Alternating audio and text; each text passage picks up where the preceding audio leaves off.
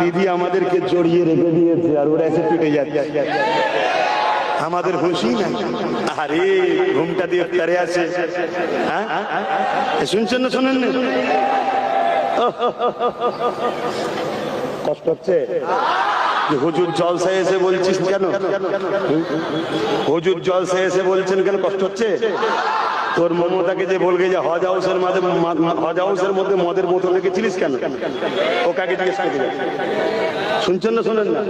ওকে জিজ্ঞেস করবে যা, কেন তুই বলবি যে পথচারী কুকুরকে ভাত খেতে দেবো তো মাদ্রাসার ছেলেদের খেতে দেবো না?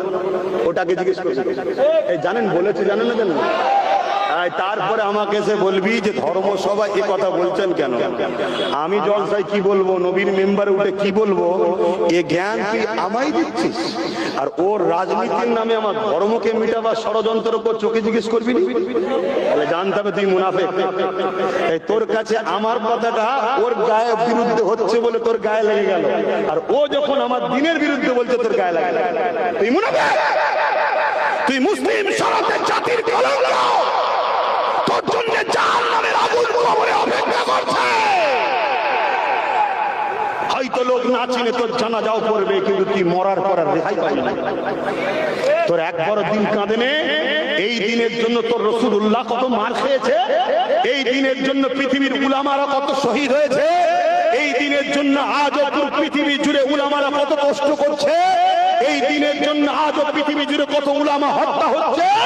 আর সেই দিনকে যখন মিটানো হচ্ছে, তুই মুসলমান দাবি করে জালিমদের দালালি করছিস, তাদের থেকে দূরে না এসে আমার সমালোচনা করছিস। মানে তোর তো উচিত রাজনীতির করা যখন এতই নেশা, নিজেরা সংগঠিত হ, তার সাথে সাথ দে যে তোকে ভাগীদারির পাওয়ার দেবে। শুনছেন তো নাকি? ভাগীদারির পাওয়ার দিলে লাভ কি?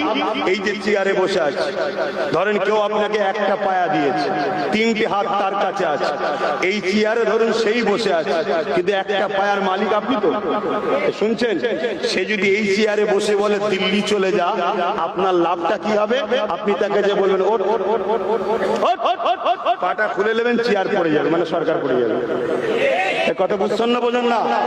এই ভাগীদারির দরকার আছে না করার যখন সক্ষম না।